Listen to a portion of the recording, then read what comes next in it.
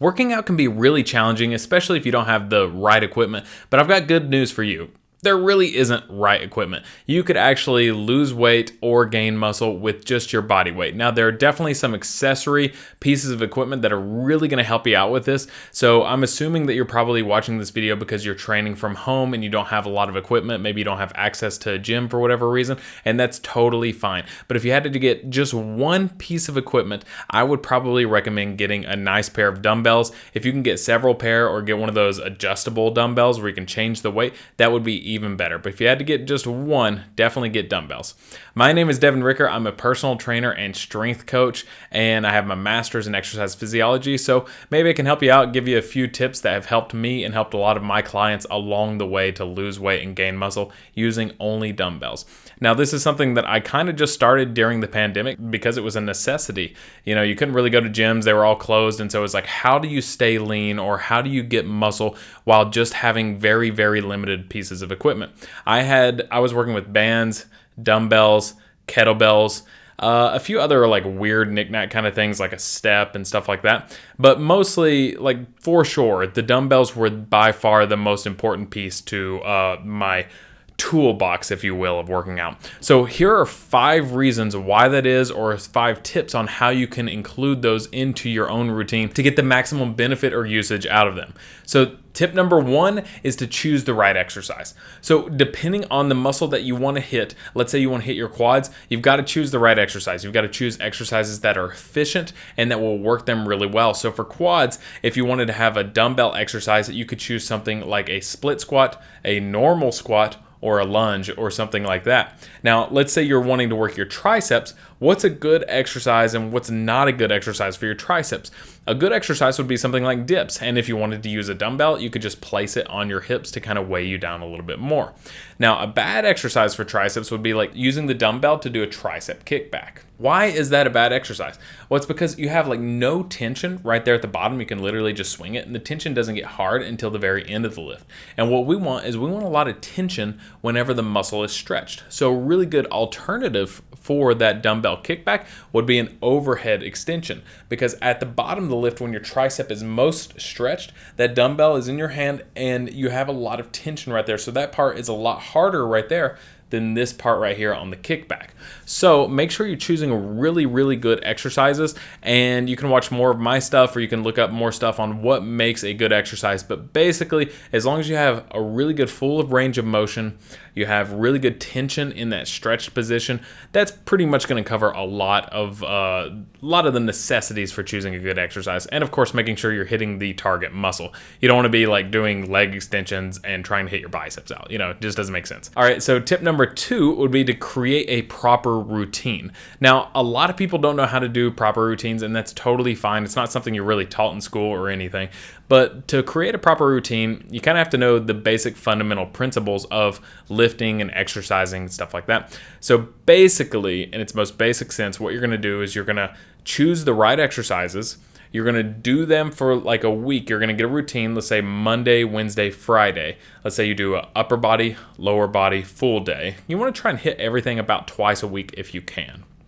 So you're hitting everything twice a week with that kind of routine. And then you're going to build up each week. So what that means is that, let's say you start with like 2 sets of 10, and let's say you just have a pair of 10-pound dumbbells and you can't actually build up in weight.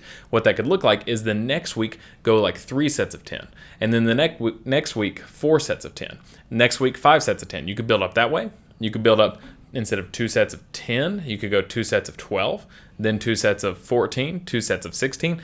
But you see, there's a progression here. It's either in the sets, the reps, or the weight if you have the ability to do that. So you're progressing throughout the weeks. And then usually what we call it is a mesocycle. That'll go about 4 to 6 weeks. And at the end of that 4 to 6 weeks, you should just be totally gassed out, like really tired. And then you would take something called a deload week. And that can be a full week. It can be something that's kind of more like auto-regulated, like if needed. But once you kind of do that and you kind of relax for however long that is, you're going to go down to like maybe you're a little bit easier than your first week. So you might do like 1 set or 2 sets of lighter weight or 2 sets of less reps.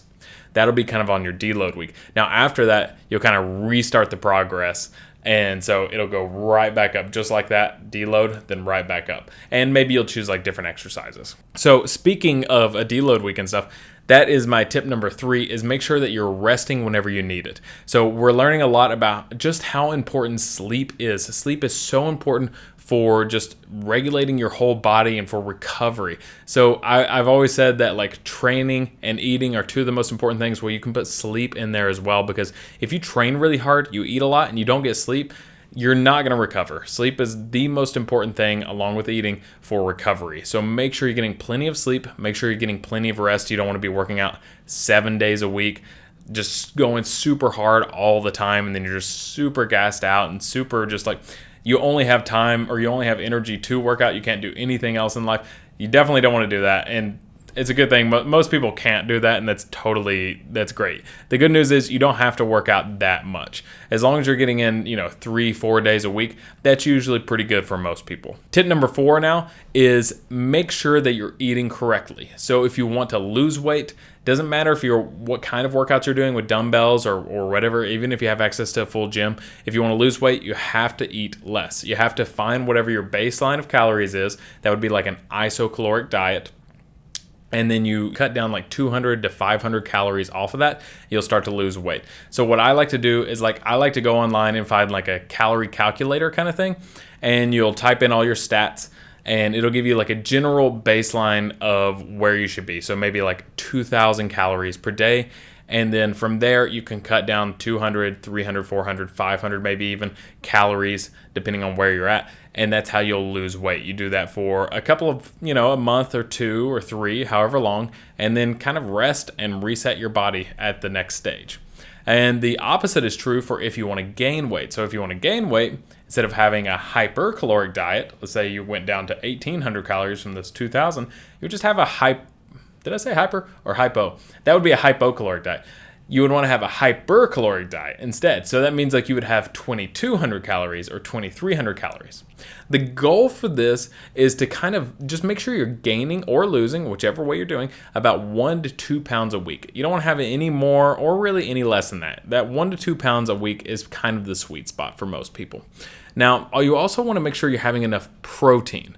So if you're having enough protein, you can definitely gain a lot of muscle, and you can just use the general rule of thumb of like 1 gram of protein per pound of body weight. So if you weigh 180, you'd have 180 grams of protein per day. But I've seen a lot of research recently where it's like you could have just 0.6 or 0.7 times your body weight in grams of protein, and that works just as fine. Let's move on to the last tip.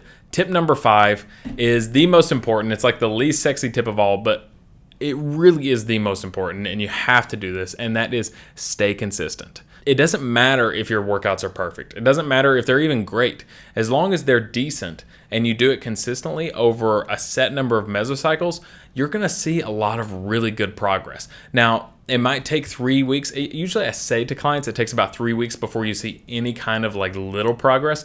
And then it takes about 3 months before you start to say like, hey, I see like a lot of really big progress, whether that's muscle growth or fat loss or whatever it may be. So just give it a lot of time and stay consistent with that, and make sure you're tracking everything, and that way you can always add things or lose things or whatever. But with all those 5 tips right there, and just using dumbbells, you can work out from home, you can work out from a hotel room, you can work out at the gym, whatever it may be. Just make sure you're doing those things, and I guarantee you're gonna hit your goals. What other fitness questions do you have? Let me know in the comments down below. I'm kind of starting this authentic kind of personal training YouTube channel, so I'd be happy to answer any questions that you have, and I may even just answer them in a new video coming out tomorrow or the next week or whenever. Just let me know, and I would be happy to answer those. And feel free to like and subscribe if you enjoyed the content. I'll catch you in the next one.